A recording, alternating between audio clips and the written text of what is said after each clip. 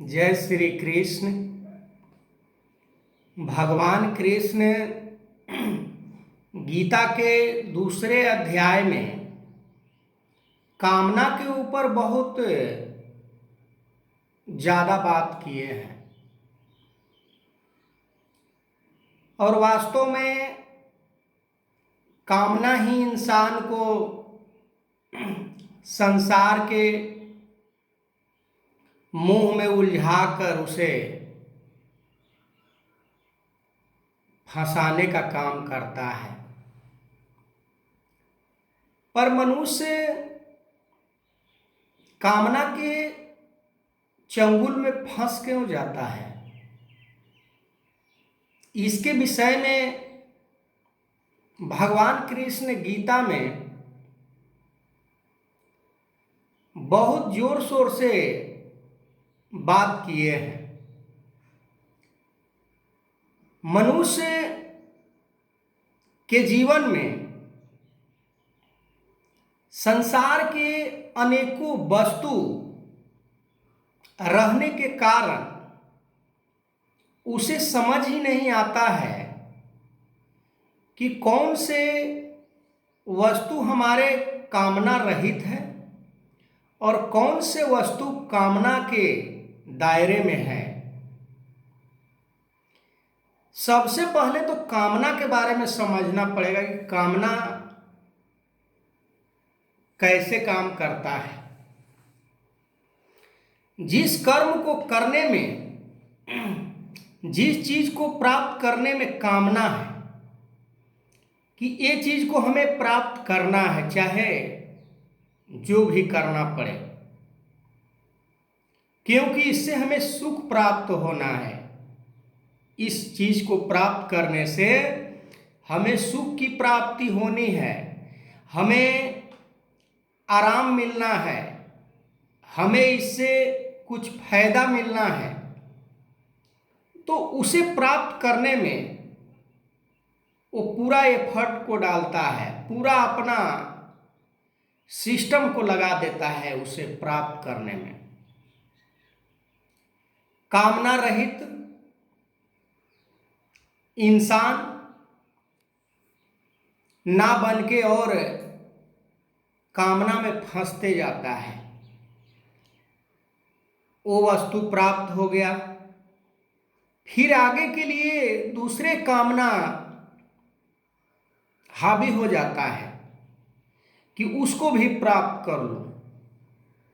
पर भगवान कृष्ण कह रहे हैं कि कामना को रखना है मन के अंदर, पर कैसा कामना,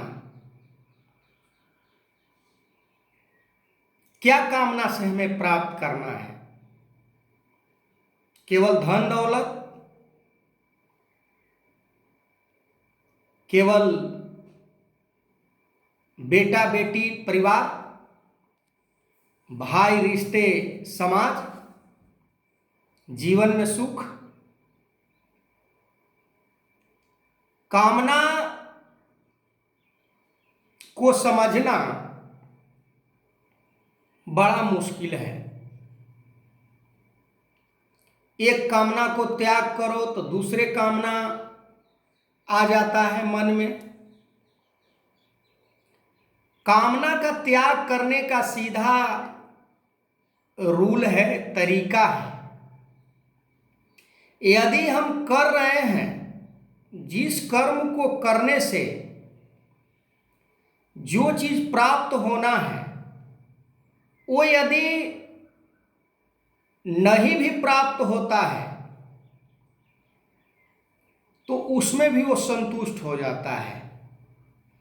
पर बहुत ऐसे लोग होते हैं कि जिस कामना के कारण जिस काम को करते हैं वो यदि उन्हें प्राप्त नहीं होता है तो उनके मन के अंदर उदासीनता आ जाती है, उदास हो जाते हैं, मौन हो जाते हैं, खामोश हो जाते हैं, अपने आप को कमी महसूस करते हैं कि ओह, मैंने अमुक कार्य को कर रहा था, वो काम मेरा सफल नहीं हुआ, तो उसके लेकर उनके मन के अंदर वो कामना जो है वो संसार में फंसने वाला कामना हो जाता है। पर भगवान कृष्ण बार बार अर्जुन को यही कह रहे हैं कि कामना रहित हो जाओ अर्जुन। और आज भी समय के सतगुरु कामना रहित होने का बार बार प्रयास, बार बार समझा रहे हैं कि कामना से रहित हो जाओ। जैसे गोपियों का भगवान के लिए मन के अंदर प्रेम उत्पन्न हुआ, तो गोपियों के परिवार वाले उन्हें मना करते थे कि तुम भगवान कृष्ण के पास क्यों जाते हो, क्यों उससे मिलते हो, क्या कारण है। पर गोपियों के मन के अंदर भगवान से इतना प्रेम हो चुका था कि संसार को भूल ही बैठे थे। संसार के लिए उनके मन के अंदर कोई चिंतन नाम की चीज नहीं था। उनको याद भी नहीं था कि संसार भी है मेरे लिए, क्योंकि भगवान रूपी कामना को इतना उन लोगों ने मजबूत कर लिया था कि वो संसार के बातों को ध्यान नहीं दे रहे थे। कौन क्या कह रहा है, कौन क्या हमारे बारे में सोच रहा है, ये गोपियन सभी भूल बैठे थे। केवल भगवान को प्यार में वो विभोर हो गए थे। ऐसी कामना होनी चाहिए, भगवान के लिए कामना। पर हम कामना कैसा करते हैं, एक इमारत बन गया, दूसरा बन जाए, तीसरा बन जाए, साधारण सी नौकरी है, इससे अच्छा पोस्टिंग हो जाए।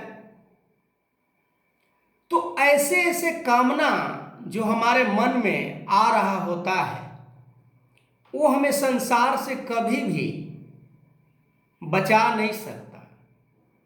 वो हमें संसार में ही उलझाकर, संसार में ही फंसाकर मानव जीवन का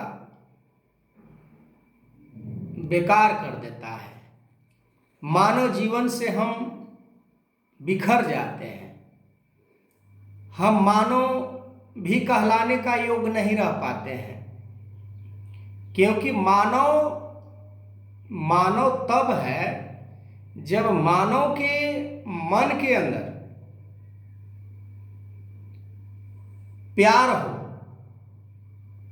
कामना रहित निस्वार्थ भाव हो,